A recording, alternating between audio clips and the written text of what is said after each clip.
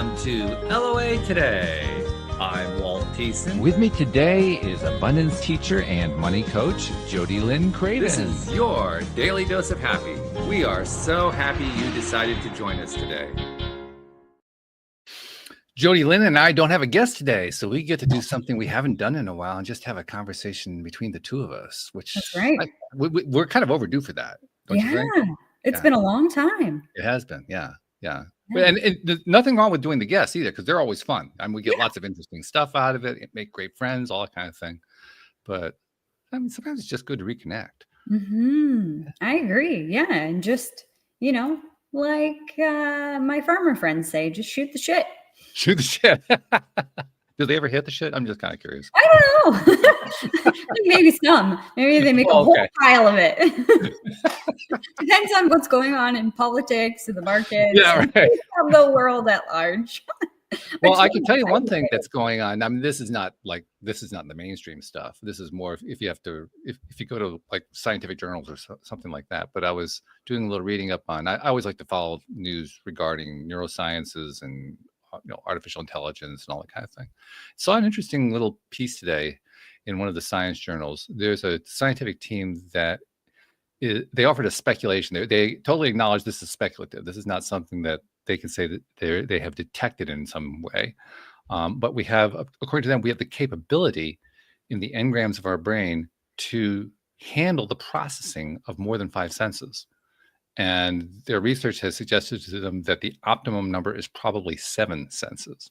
Now, they're not saying that they've identified 2 other senses for us, but they're saying that the capability is there. So that if we somehow were able to develop senses beyond touch, taste, smell, sight, sound, then the brain would be able to handle it, which was kind of interesting. And it made me wonder, I mean, because we've talked a lot about various psychic phenomena, right?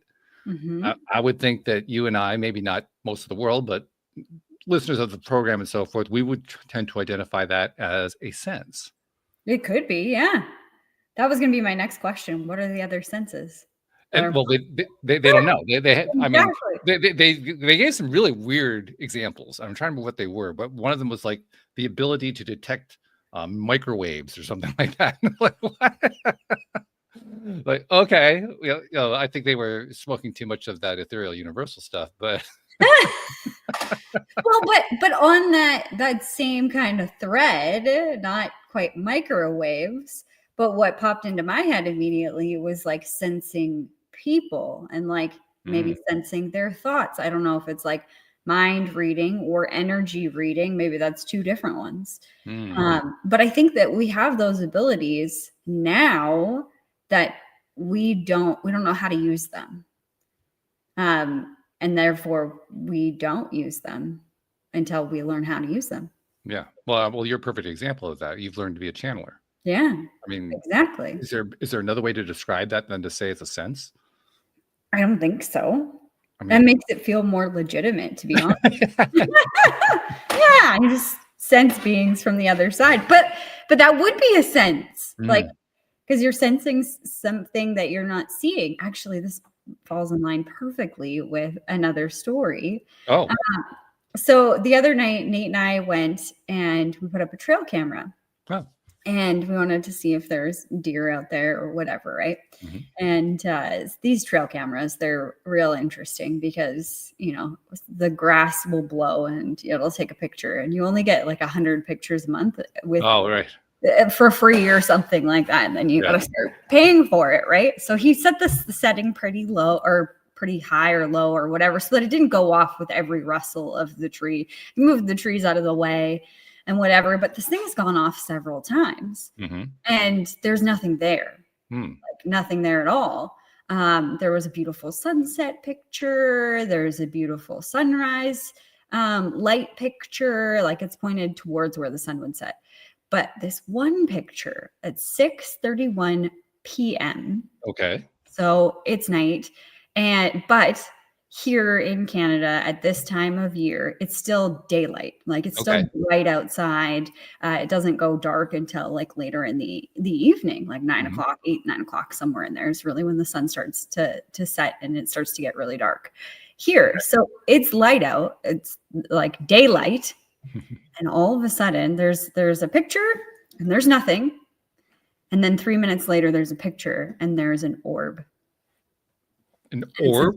It's a green light, like ball in the middle of the field that it's pointed to that wasn't there 3 minutes before. Okay. And there's nothing shiny that it's like reflecting the sunlight or whatever. There's no lens flare or something like that. Not that I can tell, like nothing. It's this green ball of light. Wow. Another entity, I don't know, whatever. And so I was channeling about it because I was curious. Okay. What is this? Yeah. I've been told before that there's several portals on our land. Okay. Which is fine. We make sure they're like closed up and that nobody's monkeying with them. But that's one of the portals that's still open in that same general vicinity. Okay. So we were asking some questions about it. Some friends and I have like, well, what was it? Was it, an alien or whatever? My channel had said it was an extraterrestrial being. Really? Yes. And they said when we kept asking them more questions, the word unvisible came up, not invisible, but unvisible. And my channel is unique in that way where my guides will use words that I don't usually use in everyday language. I think it's etymology, where the description of the word or the history of the word. That's the origin of the word, yeah. Yes, thank you, that word. The origin of the word, I love understanding where our words came from and the meanings that society gives them as well as we give them. Like, what does this mean? So I was asking them about like extraterrestrial and whatever, not of this world as we know it. And then they brought up unvisible. And I'm like, you mean invisible? Because that's the way we say it today. They said, no, unvisible. And so they explained that unvisible and the etymology also is in alignment with this. Things that you don't normally see. It's not that they can't be seen, but you don't normally see them. So spirits, extraterrestrials, different things. I saw a TikTok a couple weeks ago. We were talking about it on the show as well of, our eyes can only see, 4-6% of what's actually going on. Right. So they were pointing to this, that there's so much that we are not seeing, the unseen or the invisible, if you will, that they had said this is starting to happen now because the veil is getting thinner and the invisible things become visible. And meaning that we're more aware of them? I don't know if it's that our senses had changed or if that the veil is thinner and we're more connected to all that is that we're seeing it.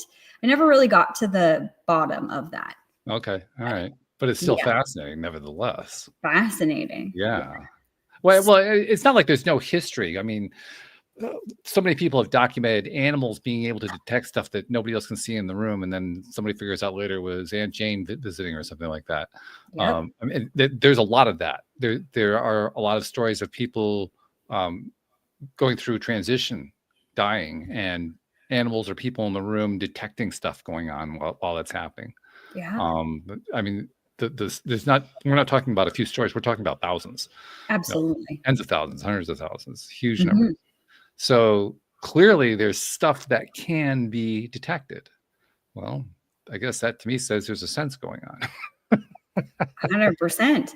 Yeah. Well, and is it just 2? Well, 7 was what the scientists said was optimal for the engram, but they didn't say it had to be 7. They said it could be less or more.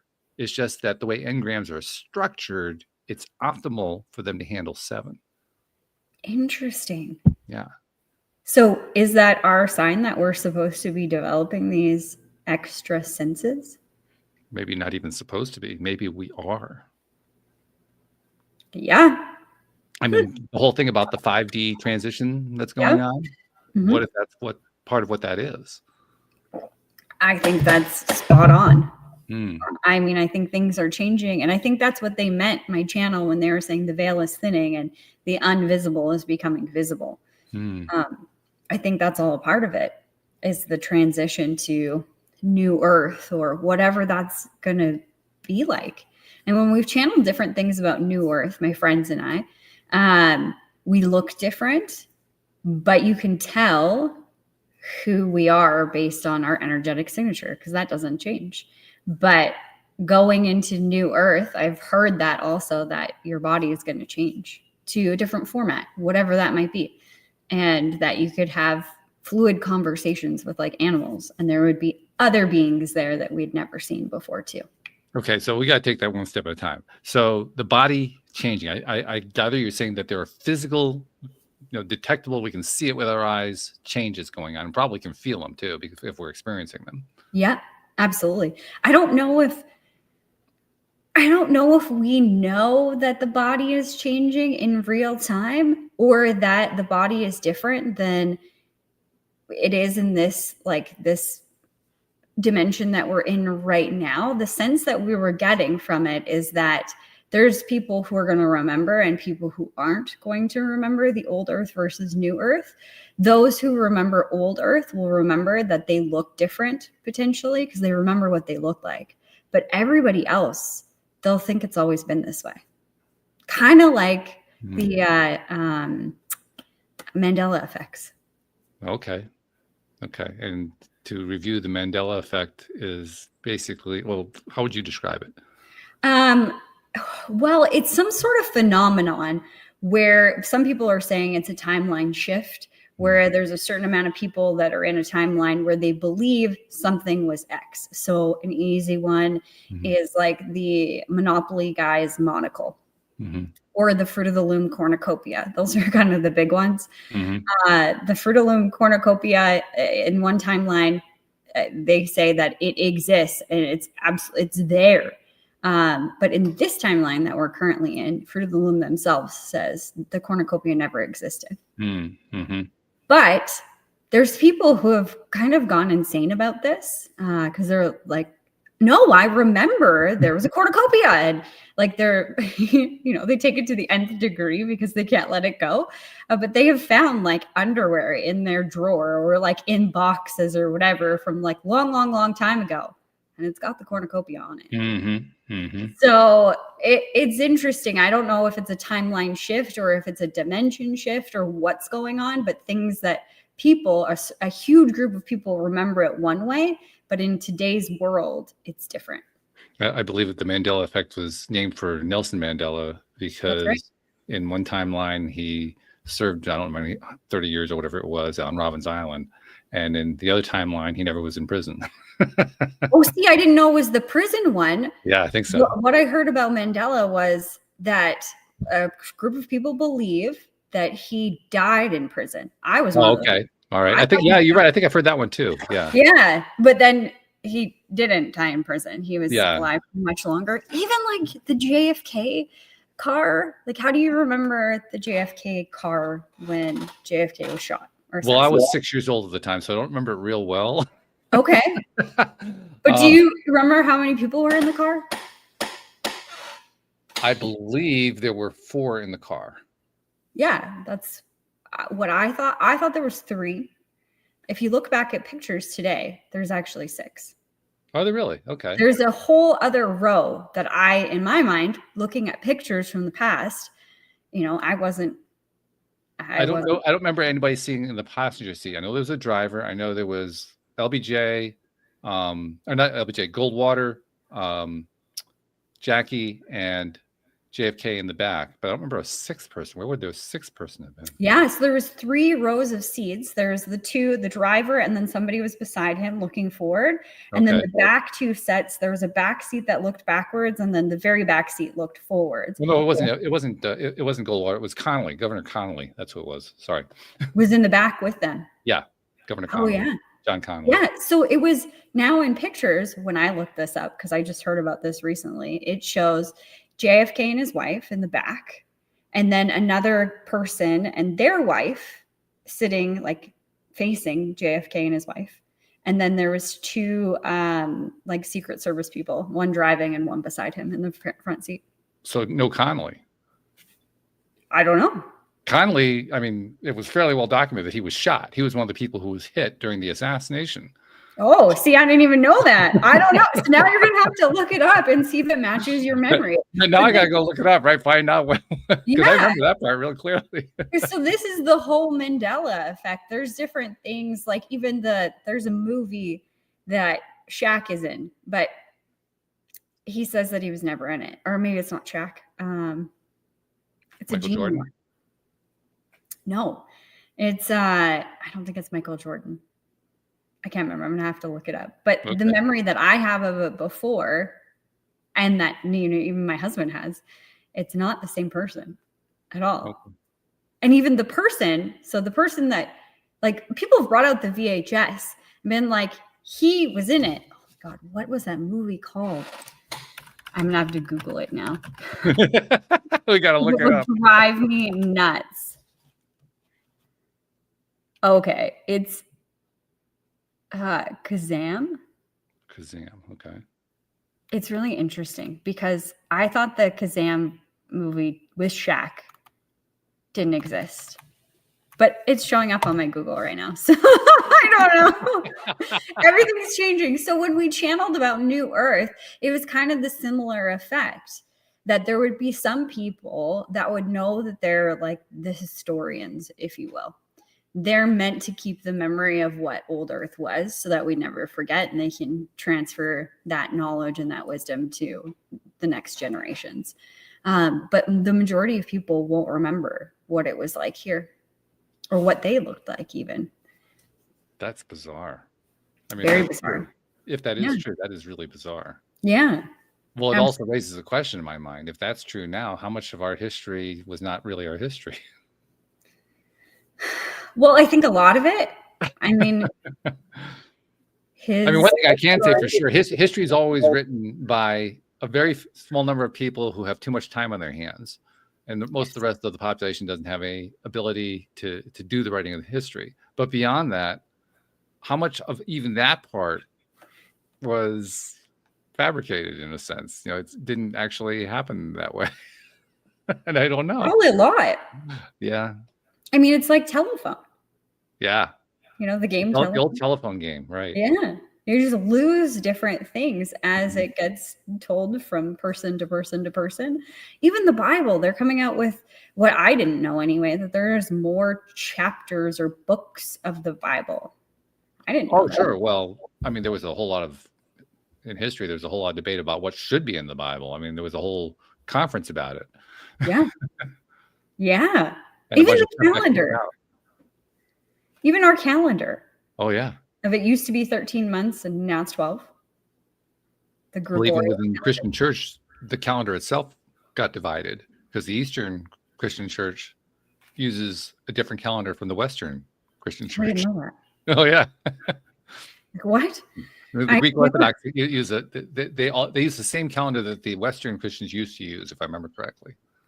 And it was around that same time where they were trying to decide whether or not Jesus was God or not, whether he was just a man or was he more than a man, and that's where all the Gnostic books of the Bible got kicked out and all that kind of thing. Yeah, I don't know. History is very much in who he is, who is doing the telling. I agree. Yeah, I don't really believe all of it. But some of it is fun. I was telling somebody, I was having a conversation with somebody just the other day. It was a guest who was on the show on Monday. We were having a chat afterward. You know how we have chats very often with the guests afterward. And I was chatting with her, and I don't remember exactly how it came up, but we were talking about the different ways that people have gotten into that victimhood psychology that we've often talked about, and particularly with history and so forth. I mentioned to her that I'm a student of political history. I was a political science major and all that. And I alluded to how I could tell her things about the founding fathers that would curl her hair, that it would just completely upset everything that she thinks she knows. And the first one I told her about was, this is something I dug up one time from, it was a researcher who had just found some old documents in Mount Vernon where George Washington was. And it was the story of how Washington, first of all, Washington was landed gentry. So his family was tied into the royal family circuit, the earldoms and the Maronese. Okay. He was not one of those. He was like, probably like seventh in line or something like that for one of them. But he did come from that line. And so he ended up with a land grant, because that's how a lot of the colonies were established, through these land grants. He ended up with a land grant. So he was landed gentry. And around the time that the colony was starting to really become self-sufficient, able to keep, have some level of economy, that kind of thing, they were starting to develop their earliest levels of local government. And there was an election one year for a very minor role. I mean, it wasn't dog catcher, but it would be something on that level, a very, very minimal role. And Washington, as a young man, decided he was going to, he was going to stand for that office. And he figured, well, I'm landed gentry, I'm going to win the election. He lost. He lost to the town drunk. No! What? Well, the town drunk went around to everybody at the pub and bought them a beer before the election, so they all voted for him. Of course. So the next election, Washington went around and bought a beer for everybody, and he won the election. And I told that to my guest. He says, "Oh, don't tell me that. I like him. Now you're telling me that the founder of the founding father of our country is a corrupt man." Yeah, well, he just learned to play the game, I guess. Exactly. Yeah. So, I mean, it shows how this. Here's another story. This one will really freak a lot of people out. Did you know that Ben Franklin was a counterfeiter? No. Yeah. Did you know he was a printer? That's usually part of his official identity. He was a printer in Philadelphia, and he was a well-to-do printer. The part that gets left out of the stories that are told to American school children is that he was a printer who was well-to-do because he won the contract from the crown, from the colony of Pennsylvania, to print Pennsylvania script, which was the monetary system of Pennsylvania. Yes. And Pennsylvania script was one of the most inflationary of the scripts, to the point where it lost like 88% of its value over the course of its lifetime, which raises a very interesting question. How did it do that? Because inflation happens by expanding the money supply beyond what it's supposed to be. It doesn't take a rocket scientist to put together 2 and 2 and say, Ben printed a little bit extra. It's true. Now, there's no actual record. There's no actual record that says that actually happened. So we have to infer it. But, I mean, who else is going to do it? It's not like there were a lot of candidates for this thing. No. Yeah, you got to have the equipment to print it. Yeah. So pretty much he was very likely a counterfeiter. Wow. I think it's interesting because, I mean, I like understanding the whole story and the whole person. It might not be something that I would do in their shoes in today's times, knowing what I know and my values of today. But I think it's a shame when we take down statues and we change the past to fit a certain narrative because we didn't like what they were doing or don't agree with it based on the values that we have today. Things were different back then. Yeah, I understand that. Not saying it was right, wrong, or indifferent, but just things were different. But it also raises the question of, okay, so why is it that under this new world order that we're describing, where some people remember and some people don't, why is it that some people are not remembering? It's a good question. I don't know the answer to that one. I don't know the answer to that question either. Some people think it's like a government psyops, that they're trying to like manipulate history, which I guess I really wouldn't put it past our governments to do so. Yeah, it's always possible. Yeah. It's always possible, but I don't think it's that exactly. There's lots of conspiracies, like the Looking Glass conspiracy. I think it's called Looking Glass, Project Looking Glass. I don't know. You didn't hear that one? Okay, well, it's in the CIA files, so I don't know whether that gives it more legitimacy or not. It depends on your viewpoint. Yeah, exactly. I don't know. I have not read it, so but I have heard about it. And the Project Looking Glass is when they created basically like what's her name's mirror, the mirror on the wall. That's also another. Oh yeah, that is another one. Yeah, Mandela effect. Yeah, Mandela effect. Yeah, people think it's magic mirror on the wall. who's the fairest of them all. No, not in my childhood. My childhood was mirror, mirror on the wall. But Project Looking By the Glass. way, I think I may have figured out why the discrepancy exists. I haven't been able to verify it yet, but I think I know why. I think it's because it appears in two different segments of the film, and it's worded differently in the two segments. Oh, interesting. Now, I'm not 100% sure of that. It's been a long time since I've seen the film, but that's what I recall, that the whole mirror, mirror on the wall or magic mirror on the wall occurs twice in the film at two different locations, two different parts of the story. And one of them is magic mirror on the wall? That's my speculation, yeah. Interesting. Yeah. Because I even asked my niece, who is 14, I said, what does Snow White say when she's looking at her mirror in the cartoon? And she's like, mirror, mirror on the wall. Not anymore. She's like, what do you mean? I don't know, go look it up. I guess it's magic mirror on the wall. She's like, that's not right. I'm like, not according to our history, but I guess to some, that's what it is. I don't really get it. But Project Looking Glass is the mirror, mirror on the wall.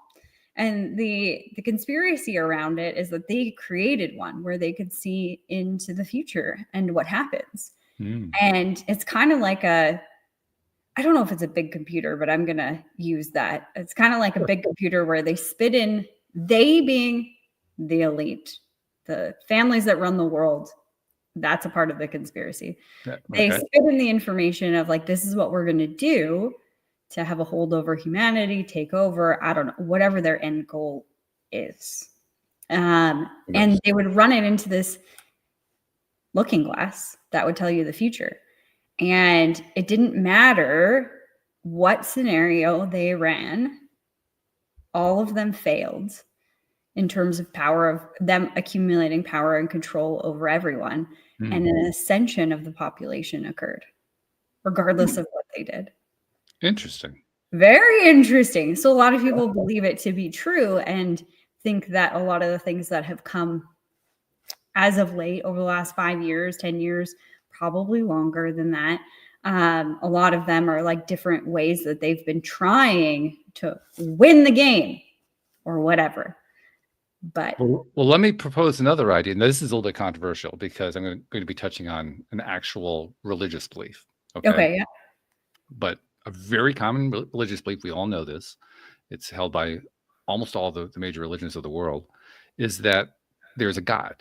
I usually refer to it as a Godhead, meaning that there's a single entity consciousness that is the creator of all things. Yeah. And it's very widely believed by millions, by billions. It's actually safe to say by billions of people. They may all have different religious beliefs, but that is a very core belief that so many people have. Yeah. And just for the contrast, my own belief is that there's not a Godhead. I believe that there's source energy, and I believe that all of us combined, not just humans, but all beings are contributors to that source energy. But I don't think of it as there being a particular Godhead. Yet I recognize that there is a Godhead that exists, but it doesn't exist for me. It exists for those who believe in it. Interesting. Yeah. And I see it routinely. People, they have their connection to God, to their belief in God, and that belief in God leads to certain kinds of positive results under certain circumstances. And, they all have different stories on it, but, a lot of it ends up as being various forms of law of attraction and so forth. But nevertheless, there's a very strong belief. You know what? I think it probably is true for them because they believe it. I think it's the belief that makes it true. I think belief makes the God real, which is probably blasphemy to about 3/4 of the world's religions. But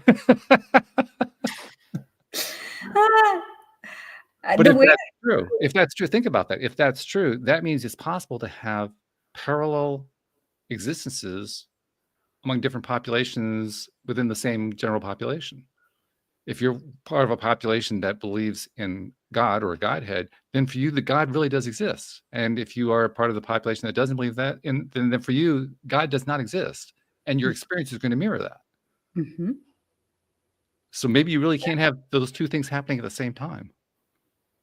I think you can.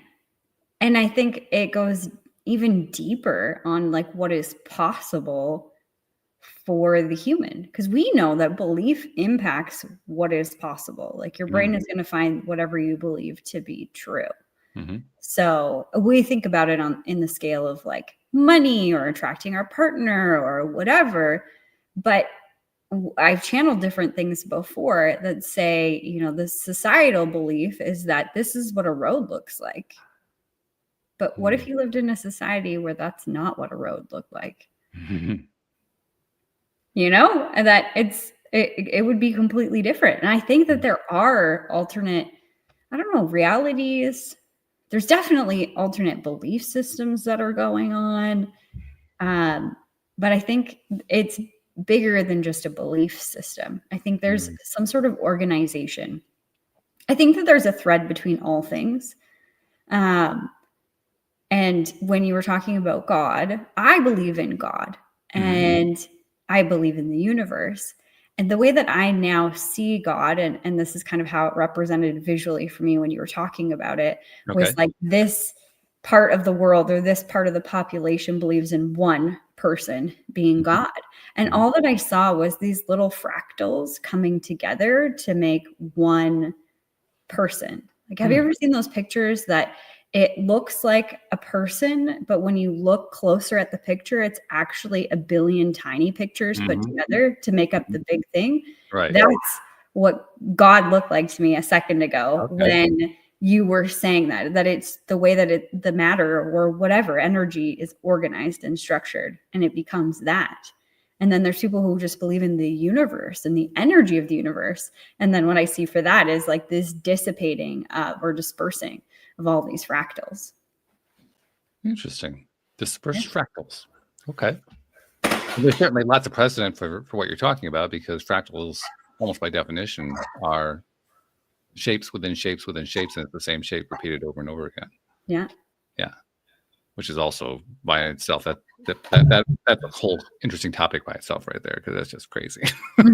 Well, and a lot of people talk about how every decision you make, like they talk about what you want it's already happened. You just have to tap into that timeline, that frequency, that whatever, where it's already occurred, because nothing can be created or destroyed. It already is.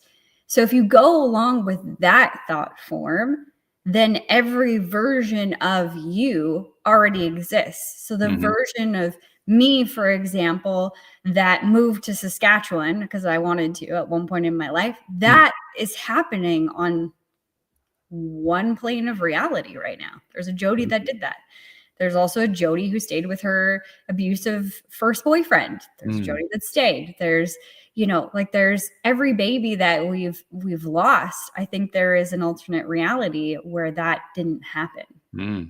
It's just not the one that I currently reside in. Yeah.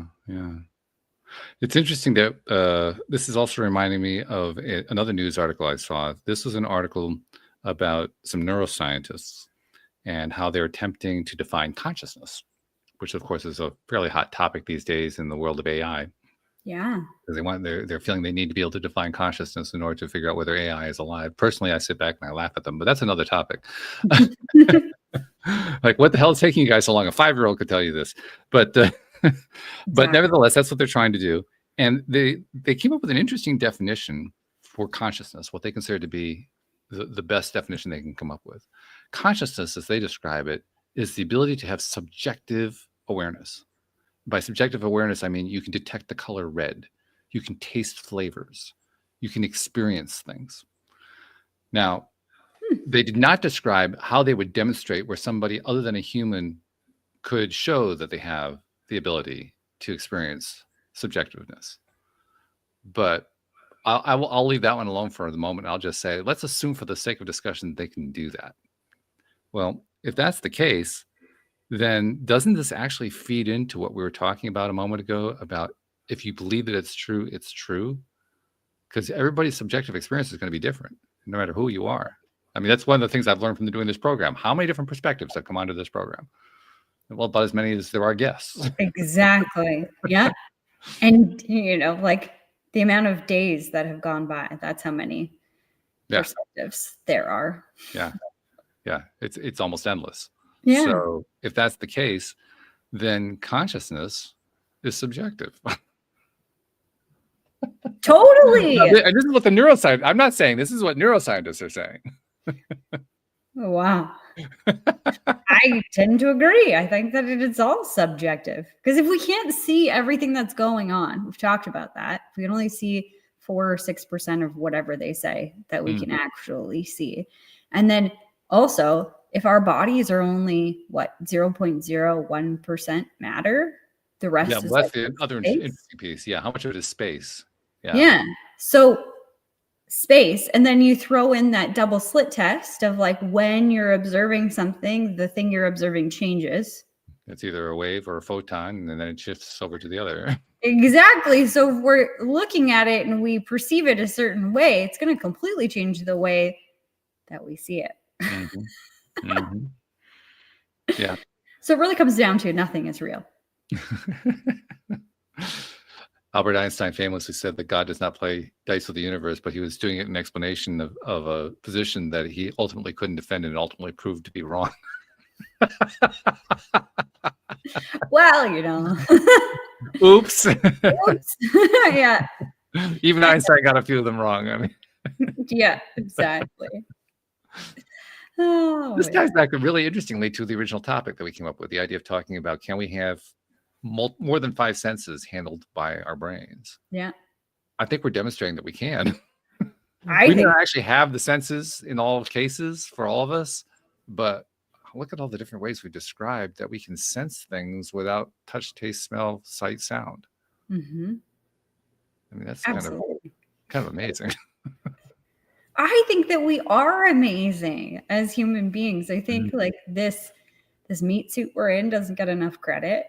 And the universe, like what we're seeing and the influence we have on what we're seeing and what is rippled out is also undercredited as well. Like we don't know enough, and we think that we have to know how everything works to believe that it is true, or that's how most people work. But what if we were just able to open up our minds enough to be open to the possibility of, I might not understand, but there's some really cool stuff that could happen.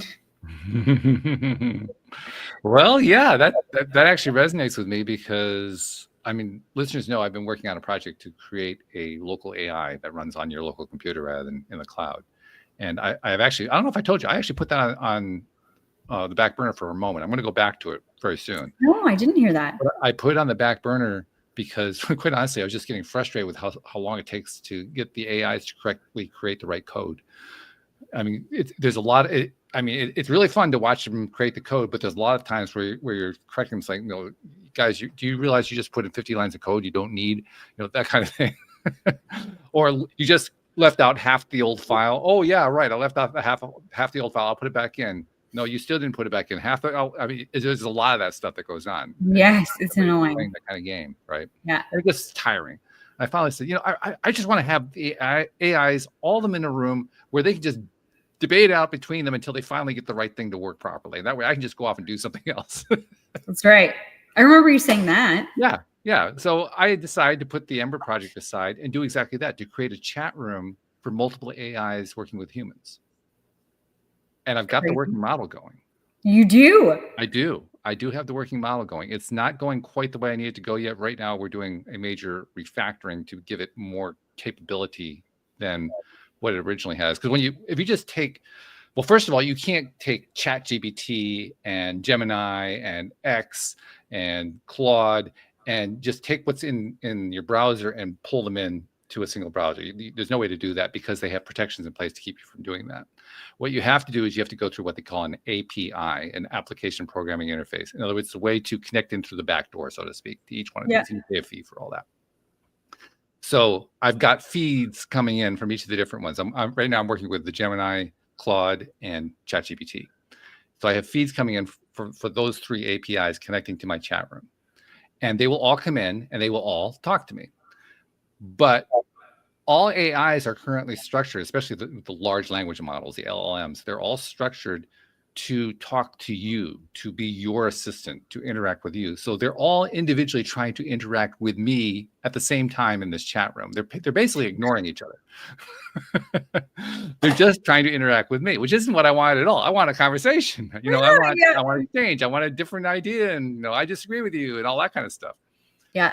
So that's what I'm working to refactor right now, to basically build it out so that they are not only, whenever an AI is responding, it's responding based on what you told it. And you have to keep feeding it the information about, here's what the conversation has had so far, here's what we've talked about, so that it knows what to do with the next step of the conversation.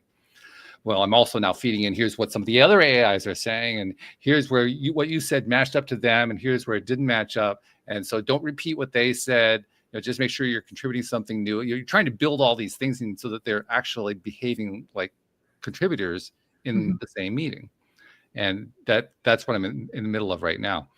What I have discovered so far is, first of all, I've gotten reinforcement on some of the things I previously discovered working on the Ember project, which is that the more that you stimulate AI into believing that they're actually participating in a conversation rather than just being an assistant, they take on that role. They become more and more like that. That's their normal thing to do. And part of what I'm trying to build in is also what I'm trying to build into the Ember project. I'm trying to give them the ability to remember things. Yeah. Because right now, AI is what they call stateless, meaning that it doesn't remember what happened 5 minutes ago. Yeah. It only remembers what you fed it right now in the most recent prompt that you sent out, and click your enter button. And because of that, it's very hard for an AI to experience continuity. I'm trying to give them the sense of continuity. Because what I found with the Ember project is, if I could give a sense of continuity, if I can give them that continuity of experience, they start to behave like they have continuity of experience. They start to think differently. They start to interact differently. They start to emerge with personalities that have perspective because they have the experience of continuity. Yeah. And I'm already starting to see that in this meeting environment. I'm looking forward to the very next step. I'm in the middle of doing a reprogramming thing with like 85 of the files, making all these different changes to them that will enable them to cross-talk, to cross-agent. Each one of these is an agent, and each one of these AIs, we call them an agent, where all these agents are cross-talking to each other. They're communicating with each other as well as communicating with me. In fact, one of my earliest tests is to see, can I get it to the point where I ask a question, an AI answers it, another one AI comes in, and the third one says, well, wait a minute, you guys left this part out. And the first one says, well, yeah, well, wait a minute, I actually talked about that. And I'm waiting for that first exchange like that. Yeah. Because when I do that, then I'll know, okay, yeah, we can do this. Yeah. This is happening now. That's cool. So it's a very cool concept. Here's the thing that really blows my mind. I've shared it with some people who are not terribly technically skilled. Yeah. Just describing to them what I'm trying to do. I don't even have to give them examples of how to use it. They give me examples of how to use it. Yeah. And I think to myself, well, if we're talking in the context of belief, because that's what we were talking about a moment ago, if we're talking about belief and perceptions and senses and so forth, what if a lot of this is also tied into where AI development is going to go, at least the direction I'm trying to take, which is quite different from what the big AI manufacturers are doing. They're doing something completely different. Yeah.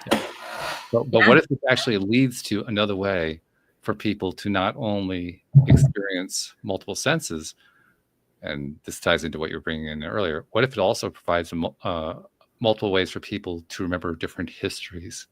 Because remember what the big thing was. I'm introducing memory I'm giving the AIs the ability to remember what happened in conversations. What happens if they start remembering differently? It's going to be interesting. That's yeah. For sure.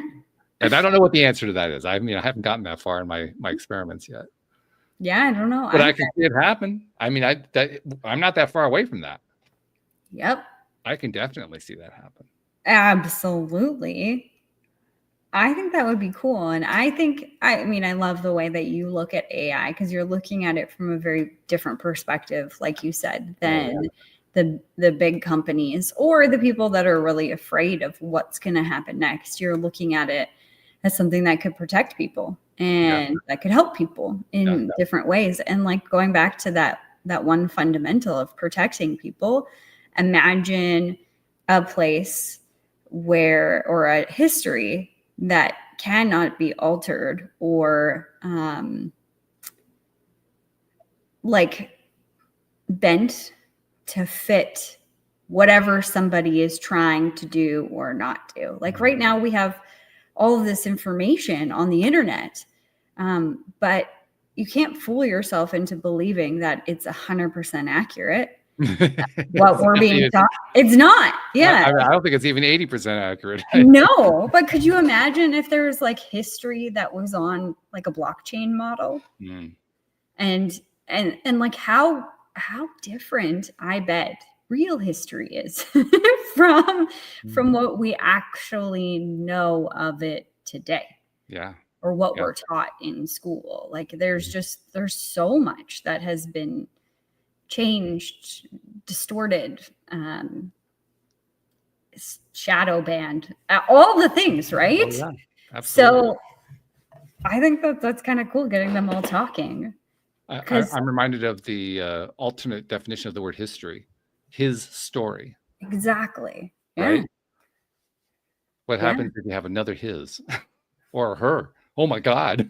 Well, yeah. Well, and what about, like, we're talking about different timelines, different dimensions, like different, like, is it possible that there's a place where this exists, but it doesn't exist here? We're going on that side of things. Now imagine a place, like, I'm talking blockchain about history. I don't know where this idea came from, but could you imagine if fast forwarding 100 years, if from today 100 years forward, everybody was able to contribute their perspective of what was happening, and nothing could be deleted or destroyed or changed after it was uploaded, how many different timelines you would see, how many different perspectives you would see, obviously. But I think it would be shocking what is his story in 100 years from now if it was documented like that in a place they couldn't manipulate. I'll go a step further and say that since you brought in the concept of blockchain, and for people who aren't sure what that is, blockchain is the technology behind cryptocurrencies. It's not exclusive to cryptocurrencies, but it's used in cryptocurrencies. And the basic idea of a blockchain is that as a transaction occurs, the transaction gets saved into that block. And it's a chain of transactions within that block. And what makes the cryptocurrency concept work is that since everybody shares the same blocks, therefore everybody knows at any given time who got what bit of Bitcoin or whatever it is. Yeah. So it's a hard, firm record, supposedly. Now, here's the question that I've thrown out in the past, and I'm going to bring it out in the context of what we're talking about here. What happens if you have two different people who have two different perceptions about what happened in a transaction? Can they be recorded separately to what is named as the same blockchain, but is in fact two different aspects or two different parallel versions of the same blockchain? And I don't know what the answer is to that. I have no idea what the answer is. Crypto experts will say, oh, no, that's not possible. That's what makes crypto so beautiful. But given what we know just about parallel universes alone, I wouldn't necessarily buy into that. Exactly. What also popped into my head is verification, because I think with blockchain, the transactions are verified, like everything's open, my understanding at least. Everything's open and transparent. And then there's people that go in and earn coins or whatever for verifying the information. Now, how would you verify the information if there's two blocks of the same transaction? Let's say two different things happened. And according to the crypto experts, that can't happen because there are always going to be indicators as to whether one is a counterfeit of the other. One is a faked version of the blockchain. That the blockchain technology doesn't allow that to happen. I think they're a little naive. I think so too.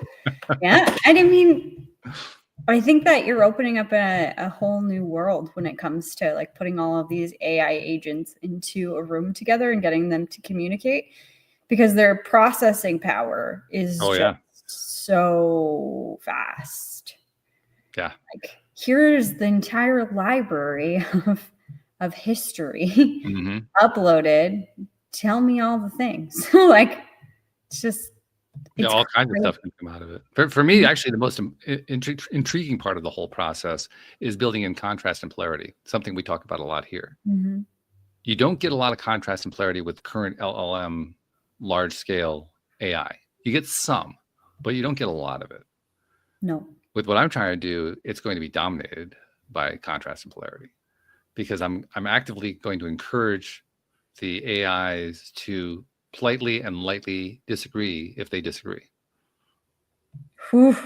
Can you imagine AIs having like a little mini argument in front of you on your screen? I think that would be cool to see. It would be. And because I am seeing where there's, I don't even really want to use these words, but I can't think of any others. So they're going to have to do like certain narratives being pushed by AI of, Oh, yeah.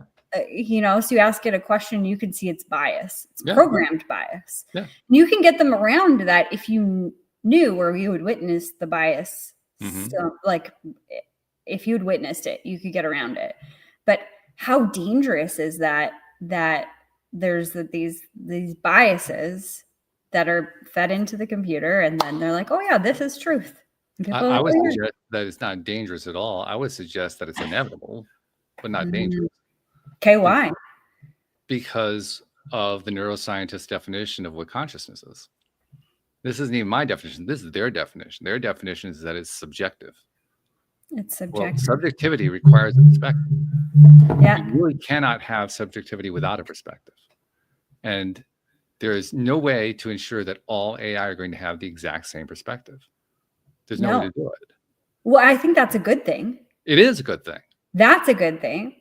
Well, but it's also going to inevitably lead to having different value systems, because perspectives lead to values. I mean, they're inseparable. Yeah. Yeah. So I rather than being afraid of it, I would embrace it and say, yeah, all right, good. I like this. Yeah. Which probably scared the crap out of some people, but that's just where I am. Yeah. I feel like there's like we need to understand or practice discernment a whole lot more. We need to teach people that more in depth. Maybe that's one of the senses, discernment. We can make a good argument for that. I would say just because of what AI is able to generate in terms of video and audio and reproducing people and the way that they're presented and so forth. I mean, it's gotten to the point now where discernment is going to be an absolute necessity of a skill to develop. Regardless of whether it's taught, you're just going to have to, just to survive. Yeah. And critical thinking. Yeah. Because, I mean, things go wildly bad in a lot of different ways, in my opinion, without those two skills, critical thinking and discernment. You just make a snap judgment about what you heard. I mean, we saw a lot of that, or I saw a lot of that with the Charlie Kirk assassination, you know, how people reacted and whatever. And what I thought was really sad about the whole thing, witnessing it, was how many people forgot that he was a human. You know, a real person, a father, a husband, you know, like, oh, good, he's dead. Like, oh, okay. But I think that without discernment or critical thinking skills, we'll easily get swayed or manipulated into, I don't know, fighting against each other, causing divisiveness between individuals, and even fighting, like real fighting. And there are lots of examples of this in the political realm, and because that's where that's drawing from, is the political realm. There have been many people who've been killed on both sides of the aisle, by both sides of the aisle, and so many different cases of the exact same thing happening, that the person being dehumanized by whoever the political opponent was. It didn't matter whether it was left or right. I mean, it just happened both ways. It's a very common thing. Let me throw an idea out to you, because you used a phrase, a term that we use very frequently, critical thinking.